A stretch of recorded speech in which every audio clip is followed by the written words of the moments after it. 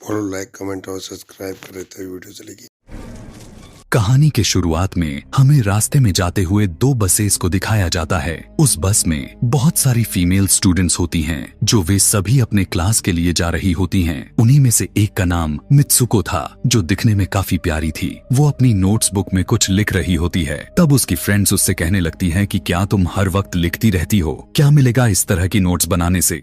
Follow, like और comment subscribe. यहाँ देखो, सभी लोग एंजॉय कर रहे हैं, तुम भी क्यों नहीं करती? ये कहकर उसकी फ्रेंड उसकी नोटबुक को छीन लेती है और उसका पेन नीचे गिर जाता है। और वो अपना पेन उठाने के लिए जैसे ही झुकती है, तभी हम देखते हैं कि उस समय कोई चीज बहुत तेजी से आती है और उस लड़कियों के साथ उन दोनों बसेस को आधे पर से ही काट देती है, जिसकी वजह से सारी की सारी लड़कियां दो हिस्सों में कट जाती हैं। इसी के साथ जैसे ही मित्सुको ऊपर उठती है, तब यह देखकर काफी हैरान हो जाती है कि यह क्या हो गया। अब क्योंकि वो नीचे पेन लेने के लिए झुकी थी, इसीलिए बच गई थी। यह देखकर बहुत ज्यादा डर जाती है और बस से उतरकर भागने लगती है। यहाँ पर हमें पता चलता है कि इन सभी को काटने वाली चीज कुछ और नहीं बल्कि हवा ही थी, जो सभी को काट रही थी। यह हवा अब मित्सुको के पीछे भी पड़ जाती है। यह देखते हुए मित्सुको चिल्लाते हुए काफी तेजी से भागने लगती है। भागते समय उसे आगे 4 लड़कियां और भी दिखाई देती हैं और वो उन्हें झुकने के लिए कहती हैं, लेकिन काफी देर हो चुकी थी। वो हवा उन्हें भी आधे पर से काट कर चली जाती है। लेकिन उनमें से मित्सुको एक लड़की को बचा लिया था कि तभी इन्हें कुछ साइकिलिंग करते हुए लड़कियां नजर आती हैं, जो कहीं पर जा रही थीं। उन्हें भी ये बचाने की कोशिश करती हैं, लेकिन वो हवा उनके साथ भी वही करता है जो अभी इनके दोस्तों के साथ हुआ। और इसी दौरान वो लड़की भी मारी जाती है, जिसे अभी उस अदृश्य चीज से बचाया था। अब वो यह देखकर काफी डर जाती है और वो इधर उधर भागने लगती है। आगे हम देखते हैं कि मित्सुको जब एक नदी के पास जाती है, तो वो यह देखकर हैरान हो जाती है कि उस नदी में भी पहले से बहुत सारी डेड बॉडीज पड़े हुए थे, जिसने हवा ने यानी उस अदृश्य चीज ने काट दिया था। वहाँ से वो एक डेड बॉडी के कपड़े लेकर चेंज कर लेती है। अगले सीन में हम देखते हैं कि मित्सुको चलते चलते एक स्कूल में पहुंच चुकी है, जहाँ पर और भी बहुत सारी फीमेल स्टूडेंट्स थीं। उनका यूनिफॉर्म मित्सुको के यूनिफॉर्म से काफी डिफरेंट था। यानी यह भी था कि वो तो उनके स्कूल के स्टूडेंट तो नहीं थी कि तभी एक लड़की मित्सुको के पास आती है और उससे कहने लगती है कि तुम कैसी हो? दरअसल देखा जाए तो वो लड़की उसकी बेस्ट फ्रेंड थी, लेकिन मित्सुको उससे पूछती है कि क्या तुम सच में मेरी बेस्ट फ्रेंड हो? क्योंकि उसे कुछ भी समझ में नहीं आ रहा था कि उसके साथ हो क्या रहा है। वो काफी सदमे में थी। यहाँ पर हम यह भी जान पाते हैं कि मित्सुको और उसकी बेस्ट फ्रेंड काफी ज्यादा एक दूसरे को प्यार करती हैं कि तभी वहीं पर तेज हवा चलती है और मित्सुको डर कर बिल्डिंग के अंदर चली जाती है। उसकी बेस्ट फ्रेंड को कुछ भी समझ में नहीं आ रहा था कि ये हो क्या रहा है। वो मित्सुको से पूछने लगती है कि तुम इतना ज्यादा कांप क्यों रही हो और इतना ज्यादा डरी क्यों हो? तुम्हें हो क्या गया है? तब मित्सुको अपने बेस्ट फ्रेंड को सब कुछ बता देती है कि किस तरह से एक हवा का झोंका आया और उसके स्कूल के सभी स्टूडेंट्स को काट कर चली गई। यह सुनकर उसकी दोस्त उसे विंडो के पास ले जाकर उसकी हाथ बाहर निकाल कर कहने लगती है कि ये देखो, ये बस हवा है और कुछ नहीं। यहाँ पर मित्सुको के दिल को कुछ शांति मिलती है और इसे लगने लगता है कि शायद ये मेरा ख्वाब ही हो सकता है। जिसके बाद मित्सुको का बेस्ट फ्रेंड अपने 2 और दोस्तों को लेती है और क्लास को बंद करने का प्लान बनाती है। जैसे ही ये चारों क्लास के बाहर जाने के लिए निकलने ही वाली होती हैं कि तभी वहाँ पर उनकी टीचर आ जाती हैं और उन्हें देख लेती हैं, लेकिन वो चारों वहाँ से भाग जाती हैं। वे चारों भागते भागते एक लेक पर आ जाती हैं। वहाँ पर मित्सुको की बेस्ट फ्रेंड अपने दोनों दोस्तों को भी उसके ख्वाब के बारे में बताती है। तभी उनमें से एक लड़की कहती है कि हो सकता है कि यह सच हो, जैसे मिरर वर्ल्ड होती है जहाँ पर इस दुनिया से ऑपोजिट यानी उल्टा होता है। यह कहकर वो तालाब में एक पत्थर फेंक कर कहने लगती है कि देखो, यहाँ पर मैंने तो पत्थर फेंका है, लेकिन हो सकता है कि दूसरी दुनिया में मैंने ऐसा ना किया हो। कि तभी अचानक से उस तालाब में से एक क्रोकोडाइल निकल कर आता है, उसमें से एक लड़की को खा जाता है। फिर वो लड़की कहने लगती है कि देखो, मैंने कहा था ना, जो इस दुनिया में होता है वो उस दुनिया में बिल्कुल भी नहीं होता, और जो उस दुनिया में हो रहा है वो इस दुनिया में नहीं हो सकता। तो इसको भी उसी दुनिया में मगरमच्छ ने खाया है। और यहाँ पर ये देखो, ये तो बिल्कुल सेफ है। उसी लेक के पास एक बिस्तर यानी एक बेड नजर आता है। ये चारों उस बेड से तकिए को उठाकर खेलने लगती हैं कि तभी हम देखते हैं दूर से 2 लड़कियां इन्हें देख रही थीं। उन दोनों लड़कियों में से एक ब्राइडल बनी हुई थी, क्योंकि ये दोनों लड़कियां आपस में एक दूसरे से शादी कर ली थीं। जिसके बाद उनमें से एक फ्रेंड बताती है कि हमें कुछ ऐसा करना होगा जो उस दुनिया में इम्पॉसिबल हो, क्योंकि हमारे किस्मत तो पहले से लिखी जा चुकी है, लेकिन हम इसे बदल भी सकते हैं। जिसके बाद ये सभी लड़कियां अपने स्कूल में वापस आती हैं और नेक्स्ट लेक्चर लेने के लिए क्लास में चली जाती हैं कि तभी मित्सुको देखती है उसके पास एक तकिया पड़ा हुआ है।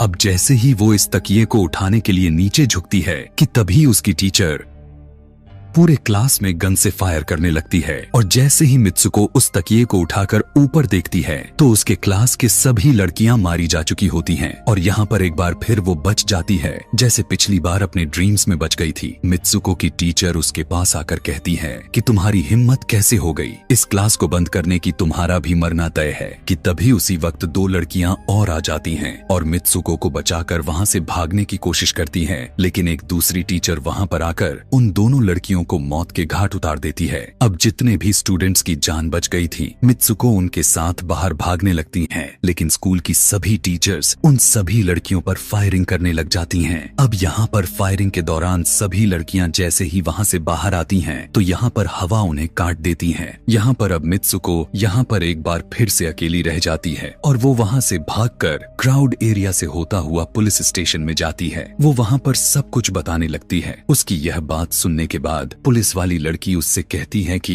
लेकिन तुमने स्कूल वाली कपड़े तो नहीं पहने हुए हैं। और जब वो उसके सामने एक मिरर को रखती है तब मित्सुको उस मिरर में देखती है कि वो तो एकदम से बदल गई होती है और लोग उसे मित्सुको के नाम से नहीं बल्कि उसे किसी और नाम से बुला रहे थे। यहाँ पर हमें पता चलता है कि उसकी शादी होने वाली थी। तब वही पुलिस ऑफिसर उसे उसकी शादी के लिए लेकर जाती है। यह देखकर आसपास के लोग उसे कॉन्ग्रेचुलेशंस दे रहे थे। अब जैसे ही वे सभी उसे लेकर चर्च पहुँचते हैं तो मित्सुको को बेस्ट फ्रेंड भी वहीं पर मौजूद होती है। मित्सुको उससे पूछने लगती है कि यह सब मेरे साथ क्या हो रहा है। तब उसकी दोस्त उससे कहती है कि अभी खामोश रहो, हम अभी किसी के कंट्रोल में हैं, बस जैसा मैं कहूँ तो तुम वैसा ही करो। और यह कहते हुए वो उसका वेडिंग ड्रेस पहनाती है और उसे वहाँ जाने के लिए कहती है। अब जैसे ही वो अपनी मैरिज सेरेमनी के लिए आगे बढ़ती है तो वहाँ की सभी लड़कियाँ उसका मजाक उड़ाने लगती हैं। यह देखकर उसकी बेस्ट फ्रेंड एक एक करके सभी को मारना शुरू कर देती है। जिसके बाद जैसे ही मित्सुको आगे बढ़ती है तो उसके ग्रूम की जगह एक ताबूत खड़ा हुआ नजर आता है। उस ताबूत को खोले जाने पर एक बड़ा पिग बाहर निकल कर आता है। मित्सुको उसे देखकर काफी ज्यादा डरने लगती है और एक टूटी हुई बोतल से उस पर अटैक कर देती है। जिसके बाद मित्सुको और उसकी बेस्ट फ्रेंड चर्च से भागते हुए बाहर आ जाती हैं। यहाँ गेट पर भी दो लड़कियां इन्हें रोकने की कोशिश करती हैं, लेकिन मित्सुको की बेस्ट फ्रेंड इन्हें मारकर वहाँ से भाग जाते हैं। उधर मित्सुको दूसरी तरफ भाग रही थी क्योंकि अब उसे लगने लगा था कि उसके साथ कुछ ज्यादा ही गलत हो रहा है। आगे जाने पर एक और मिरर में खुद को देखती है तो वो एक बार फिर से खुद को बदला हुआ पाती है। अब जिस जगह पर मित्सुको थी वहीं पर रेस हो रही थी कि तभी उसके पास कुछ लड़कियां आकर उससे कहने लगी, वीडियो कैसे लगे लाइक और सब्सक्राइब करें वीडियो हैं कि तुम तो बहुत अच्छी रेसर हो, खड़ी क्यों हो, भाग क्यों नहीं रही। और जब वो भागना स्टार्ट करती है तब वो खुद में काफी एनर्जी फील करने लगती है। जिसके बाद मित्सुको रेस जीतने की पूरी कोशिश करने लगती है। भागते समय उसे अपने डेड फ्रेंड्स भी नजर आती हैं जो कुछ वक्त पहले उसके स्कूल में मारी जा चुकी थीं। कि तभी उसी वक्त उसकी बेस्ट फ्रेंड भी आ जाती है। तभी ये दोनों नोटिस करती हैं कि वही पिग और वो औरतें जिन्होंने इनको चर्च में रोक रही थीं वो सभी इन्हीं के तरफ आ रही थीं।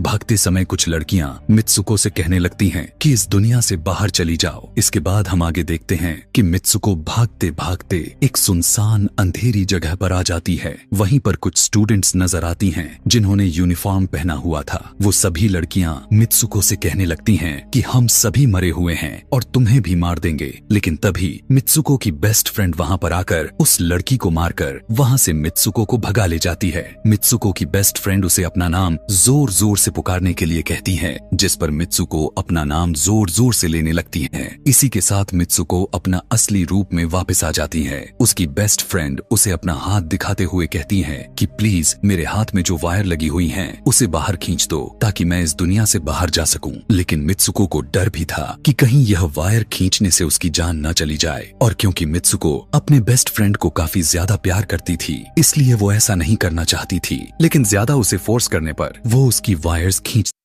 लाइक और सब्सक्राइब करें, लाइक और सब्सक्राइब। खींच देती है। वायर खींचते ही उसकी बेस्ट फ्रेंड की बॉडी 2 हिस्सों में बट जाती है और तभी उसी वक्त उसे एक गेट नजर आती है। उस दरवाजे से बाहर आने पर वो देखती है कि अब वो आदमियों की दुनिया में आ चुकी है। वहीं पर उसके पोस्टर्स भी लगे हुए थे। जिस पोस्टर को कुछ लड़के देख रहे थे, तभी एक लड़का मित्सुको के पास आकर कहता है कि तुम फ्यूचर में हो। इस बात को सुनते ही वो बेहोश हो जाती है। कुछ टाइम के बाद जब उसे होश आता है तब वो आगे बढ़ती है। तब वो देखती है कि एक बूढ़ा आदमी गेम खेल रहा होता है और उसी गेम में मित्सुको वही कैरेक्टर नजर आती है जो अभी बनी हुई है। मित्सुको को देखते ही बूढ़ा आदमी कहने लगता है कि मैंने ही इस गेम को बनाया है और मैं ही हूँ जो तुम लोगों को कंट्रोल कर रहा हूँ। तुम तो बहुत पहले मारी जा चुकी थी, लेकिन मैंने तुम्हारा डीएनए लेकर तुम्हें फिर से बनाया। मित्सुको को जब यह बात सुनकर उसे पता चल जाता है कि यह एक गेम है, तो उसे लगता है कि शायद मैं अभी भी अपने दुनिया में जा सकती हूँ। कि तभी उसी समय एक आदमी आता है और मित्सुको को अपने पास बुलाने लगता है। तब वो बूढ़ा आदमी मित्सुको से उसकी आखिरी लेवल को कंप्लीट करने के लिए कहता है। वो आगे बढ़ने लगती है कि तभी मित्सुको को अपने दोस्त की कही हुई बात याद आ जाती है कि अगर हम इस दुनिया में कुछ ऐसा करेंगे जो दूसरी दुनिया में इम्पॉसिबल हो तो तुम इस गेम से बाहर आ जाओगी। और इसी के साथ वो इस आदमी का गला दबा देती है और कहने लगती है, बस करो हमारे साथ खेलना। यह कहकर मित्सुको उस बूढ़े आदमी की छड़ी को उठाकर अपने पेट में घुसा देती है, जिस वजह से उसकी मौत हो जाती है। और यहाँ पर हम देखते हैं कि बूढ़ा आदमी यह सोच भी नहीं सकता था कि मित्सुको ऐसा कुछ कर सकती थी। और इसी के साथ उसकी डेस्टिनी पूरी तरह से चेंज हो जाती है। वो इस दुनिया में यानी गेम में तो मर चुकी थी, लेकिन असली दुनिया में वो अभी भी जिंदा थी। आगे हमें ये भी दिखाया जाता है कि मित्सुको के बाकी के कैरेक्टर्स भी किसी न किसी वजह से अपने आप को मार लेते हैं और अब वे सभी गेम का पार्ट नहीं थे। अगले सीन में हमें मित्सुको को बर्फीले जगह पर लेटा हुआ दिखाया जाता है और अब वो अपने रियल वर्ल्ड में आ चुकी थी। और इसी के साथ यह दिमाग घुमा देने वाली कहानी यहीं पर खत्म हो जाती है। आगे और भी ऐसे ही एक्सप्लेनेशन मूवीज देखने के लिए कमेंट में नेक्स्ट लिखना ना भूलें। Thanks for watching.